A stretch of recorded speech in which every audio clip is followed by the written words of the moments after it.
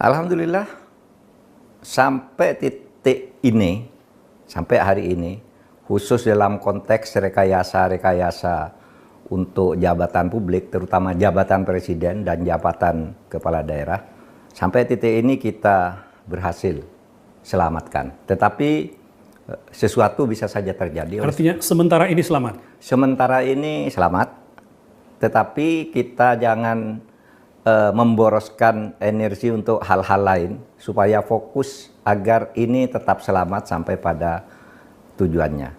Karena sebenarnya ini kan merupakan rangkaian dari usaha-usaha untuk membegal demokrasi. Untuk pertama ya, kalau kita lihat dulu ada apel-apel lurah dan sebagainya yang disetting untuk membuat pernyataan agar jabatan presiden 3 periode. Meskipun itu dibantah, tetapi pemain-pemainnya jelas tujuannya itu. Ini cerita ketika awal-awal dulu ya? Iya kan, ini rangkaian nih. Ini rangkaian. Ingin memperpanjang jabatan 3 periode, kita protes keras, habis. Sesudah itu ingin memperpanjang, ya kan? Udah, kalau nggak bisa 3 periode, memperpanjang. Kita lawan habis, nggak bisa. Tidak bisa dengan alasan apapun, orang sudah sedang sangat baik harus diperpanjang jabatannya. Kalau begitu nanti tidak akan ada akhirnya. Semua yang baik mau diperpanjang kan. Sudahlah, baik ya baik, habis jabatan, masa jabatan diakhiri. Seperti dikatakan pada waktu itu oleh Bu Mega. Iya sudah, kalau selesai menurut konstitusi. Berhasil kita potong itu. Nah, sesudah itu kan acaranya lain lagi. Pemilu tidak bisa dihalangi, terus proses berjalan, ya. Sampai pendaftaran pemilu, sudah jelas semua tahapan selesai, tiba-tiba pada 11 Juli muncul lagi menggunakan pengadilan. Yaitu munculnya Partai Prima yang kemudian menggugat ke Perdata. Menggugat Perdata karena dia tidak bisa ikut pemilu menurut KPU. Padahal itu sudah diputus oleh Bawaslu. Diputus oleh PT UN. Lalu diperiksa lagi, tidak memenuhi syarat lagi. Kalah, tidak bisa ikut pemilu. Tiba-tiba menggugat diam-diam lewat peradilan umum. Yang di Pengadilan Negeri Jakarta Pusat itu? Iya, Pengadilan Negeri Jakarta Pusat. Kan gila itu. Pengadilannya juga gila. Masa itu urusan pemilu diputus oleh peradilan perdata yang isinya itu meminta pemilu dihentikan. Oh, jadi itu rangkaian dari skenario rangkaian dari memperpanjang itu sampai ke PN Pusat. Iya, bahkan sampai saya juga. Ke sini, ya? Iya, bahkan saya juga mendengar siapa pelakunya yang melakukan itu. Ya orang-orang ada di kementerian juga. Dari dalam pemerintahan. Iya, udah. Lalu disuruh batalkan pemilu. Kan isinya kan menunda pemilu dimulai dari awal coba. Kan kacau lagi.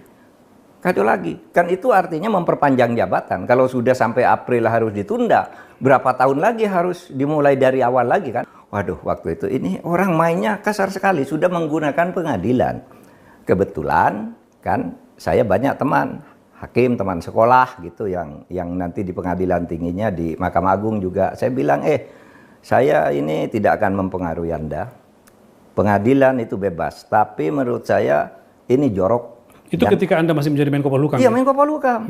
Itu ketua pengadilannya teman sekolah saya. Ada hakim di sana lagi, hakim tinggi ketua saya. Yang mengadili kasus ini pengadilan tinggi juga adalah mahasiswa saya, pasca sarjana. Saya bilang, saya ngajari Anda dulu loh di kampus. Saya bilang, jujur, tegakkan hukum.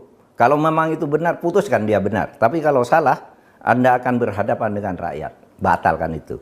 Yang PN Pusat itu ya? Yang PN Pusat akhirnya batal. Kalau enggak kan, itu sampai ke Mahkamah Agung. Kan cilaka kita ini. Pasti batal pemilunya. Itu usaha-usaha dari awal untuk memperpanjang periode, untuk menambah 2 tahun, kemudian sesudah kalah lewat pengadilan lagi, sehingga rakyat marah pada waktu itu. Nah sesudah itu ngakali lagi ke Mahkamah Konstitusi. Iya kan? Jadi gagal di pengadilan negeri, naik lagi ke Mahkamah Konstitusi. Masuknya Gibran itu menjadi calon, itu pelanggaran yang luar biasa. Saya mengatakan ini berani wong sudah diputus oleh MK bahwa itu melanggar. Kan gitu. Jadi semua dilakukan untuk melakukan ini. Nah sekarang ketemu batunya. Rakyat sudah sampai di leher. Sehingga demo kemarin nggak bisa dibendung kan. Nggak bisa dibendung oleh siapapun. Nggak bisa dibendung oleh siapapun karena itu organik. Itu aja. Ya, kemudian demo seperti itu tiba-tiba orang kaget Pak, ternyata mahasiswa masih mau protes. Karena dulu kita berpikir ini mahasiswa tidak akan turun nih kalau udah susah nih. Tiba-tiba kemarin itu tiba-tiba muncul di berbagai daerah di berbagai Itulah. kota. Kan dulu saya sudah bilang, saya bilang ini kalau Anda begitu terus, Tuhan akan turun tangan. Iya kan? Saya bilang, Anda berbuatnya sudah jelek. Ya. Sekarang kita mulai dulu dari kasus ini, Mahkamah Agung misalnya kan. Saya bilang ketika Mahkamah Agung kemudian memutus Kaisang boleh calon itu kan norak sekali. Kan sudah jelas punya undang-undang bahwa 30 tahun itu saat diajukan pencalonan kan. Saat pencalonan tiba-tiba diubah saat pelantikan. Itu dari mana Mahkamah Agung gitu? Karena tidak ada akal sehat yang bisa melakukan itu. Maka waktu itu saya bilang, wah ini sudah jorok. Oleh sebab itu saya mual. Itu ya kan? Saya bilang, saya mual mengomentari ini karena Mahkamah Agung sudah busuk. Oleh sebab itu lakukan apa yang mau kau lakukan, tapi akan sampai saatnya kamu tidak bisa melakukan apa-apa. Sekarang tidak bisa melakukan apa-apa. Dan sekarang terbukti Pak, ketika Terbukti, PKPU-nya mengikuti putusan Mahkamah Konstitusi, berarti putusan Mahkamah Agung itu berarti gugur kayaknya kemarin. Iya. Jadi ini sudah jorok sekali pengadilan yang dipakai. Kalau dulu partai politik, lurah gitu. Lalu sekarang pengadilan. Lalu kalau ditanya, enggak tahu saya, itu bukan urusan saya. Loh, kok begitu jawabannya? Dia kan penanggung jawab dan sudah tahu bahwa itu permainan politik. Itu semua orang bodoh aja tahu bahwa itu permainan politik. Nah, itu satu ya, bahwa Tuhan turun tangan. Alam semesta memilih jalannya sendiri untuk memperbaiki. Itulah yang disebut semesta mengatur. Lalu yang ketiga, perkembangan politik yang saya dengar ya, yang saya dengar. Itu juga Pak Prabowo berperan. Bahwa Pak Prabowo tidak menghendaki itu. Karena itu permainan tidak sehat bagi demokrasi. Artinya ancaman demonstrasi yang besar kemarin itu lalu ada Pak Prabowo mengatakan jangan sampai meneruskan gitu? Iya. Jangan diteruskan itu. Katanya Pak Prabowo juga, saya tidak dengar sendiri dari Bu Mega, tapi sudah beredar itu, bahwa Pak Prabowo menyatakan kepada Bu Mega melalui telepon bahwa itu bukan kehendak saya.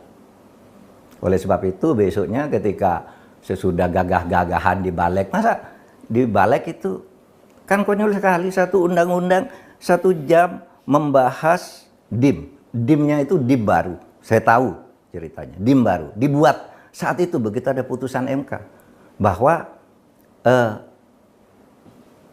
umur mengikuti putusan MK. Dulu di undang-undang yang diajukan pada bulan Januari itu, ya, belum ada urusan umur itu, urusan umur untuk cagup. Belum ada, kok tiba-tiba muncul sekarang katanya itu undang-undang yang diusulkan pada bulan Januari oleh Presiden. Waktu itu belum ada kasus itu. Kok tiba-tiba muncul DIM sekarang? Kan berarti bohong itu. Iya kan? Bohong banget. Nah di situ katanya Pak Prabowo malah bukan kehendak saya. Itu informasi yang Bapak dengar dari mana? Sekarang beredar tuh Pak, yang beredar penjelasannya dari Hamid Awaludin. Saya dari juga tadi ya? Mendengar beberapa orang ex One Team Press katanya memang itu. Dan menurut saya itu benar. Tapi lebih dari itu ya, juga demonstrasi yang meledak secara tiba-tiba itu karena rakyat sudah tidak tahan. Dibohongi dan mau mempermalukan rakyat Indonesia ke seluruh dunia. Masa rakyat begini besar mau dikangkangi oleh satu keluarga? Rakyat tidak tahan lagi, turun semua. Tadi saya ketemu dengan beberapa seniman. Saya tidak mendukung siapa-siapa. Saya bekerja sebagai seniman, tapi hati saya merasa sakit ketika melihat rakyat Indonesia diperlakukan begini oleh pemimpin kita sendiri. Oleh sebab itu, situasi ini harus dijaga. Bahwa kita akan melawan kesewenang-wenangan yang melanggar konstitusi. Soal pilkada yang mau menang siapa, silahkan aja. Yang penting prosesnya demokratis. Karena dulu kita kan membangun negara agar kita bisa merebut kekuasaan. Tapi kalau dulu kan tidak boleh. Waktu zaman dijajah kita tidak boleh dapat kekuasaan. Sekarang boleh karena merdeka. Tapi ada aturannya. Rebut sebanyak-banyaknya kekuasaan. Tetapi ada aturannya, namanya konstitusi. Pak Mahfud, di berbagai demonstrasi itu tidak hanya DPR yang dikejam. Tetapi di banyak tempat mahasiswa berteriak misalnya mengkritik Pak Jokowi. Ada misalnya kata-kata adili Jokowi dan segala macam. Udah sejauh itu kan memang kemarahannya? Sudah sejauh itu. Dan sekarang sudah tidak bisa direm lagi. Kan kita lihat ya pidatonya Pak Prabowo menarik ini. Yang di Munas PAN kemarin. Yang di PAN. Menurut saya itu sikap tegas Prabowo. Saya mendapat mandat rakyat. Sebagai pemerintah, pemerintah tidak boleh dikendalikan oleh siapapun yang tidak sesuai dengan kehendak rakyat. Dan jangan gunakan intel untuk memata-matai rakyat, untuk mengganggu hak rakyat. Intel itu adalah untuk negara, bukan untuk mematai rakyat yang akan menggunakan haknya untuk berpolitik. Dan jangan menginteli lawan politik katanya. Jangan nginteli lawan politik. Itu kan jelas itu sikap Pak. Saya kira secara halus itu isyarat. Saya sampai sekarang tidak dititipi siapapun oleh Pak Jokowi. Ya, itu bagus. Tetapi bagi saya itu artinya, oleh sebab itu kamu jangan nitip. Kan gitu kan? Mumpung tidak eksplisit. Bisa begitu mendahului bisa ya? Begitu artinya, mumpung belum eksplisit, jangan coba-coba nitip. Saya ini presiden pilihan rakyat. Kan gitu dia. Wah, bagus itu. Oh, itu strateginya ya? Bagus. Intel kita. Saya juga coba. Intel kita yang kemarin tuh ya. Bisa meledak sebegitu besar organik di berbagai kota. Mas, selama saya menjadi Menko Polhukam, itu mengatasi ledakan begitu gampang kok kalau intelnya itu memang dibolehkan bekerja. Menurut saya itu isyaratnya Pak Prabowo juga. Udah biarinlah kalau memang untuk rakyat berekspresi, mengajukan pendapatnya. Karena dulu Anda tahu ketika saya kalau mau ada demo itu 3 hari sebelumnya kita tahu.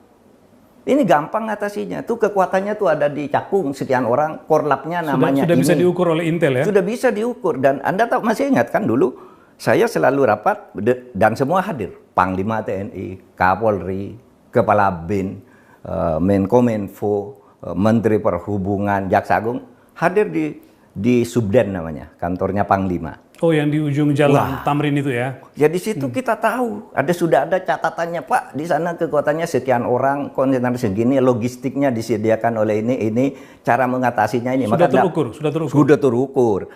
Ada lagi yang ingat, tahun 2021, bulan Juli kan, ada tagar Endgame Jokowi. Oh, oke. Sudah semua pada waktu itu. Jokowi Endgame ya? Iya, Jokowi Endgame. Ya. Pada waktu itu semua sudah berdoa, ini tanggal 24, mari kita berdoa semua, gapat pemerintah baru. Ramai sekali di medsos Pak? Ramai, termasuk Rocky Gerung, Amin Rais, selalu ada kiai di Jawa Timur istighosah ini mau ada pergantian presiden. Tapi 3 hari sebelum itu saya bilang tidak akan ada apa-apa. Kenapa? Karena saya ngumpulkan Panglima, Kapolri, Kepala BIN, itu tidak mau ada apa-apa. Pak, tidak ada Pak, ini tidak ada korlapnya siapapun, tidak ketemu, tidak ada ini. Tidak usah repot-repot. Nah, lalu betul, kita tidak mengeluarkan apa-apa, tidak terjadi apa-apa. Karena intel kita hebat. Nah, oleh sebab itu, ini harus dijaga. Demi demokrasi lah, bukan demi siapa-siapa, bukan demi Pak Prabowo, dengan siapa. Demi demokrasi, agar Indonesia tidak malu di mata dunia internasional.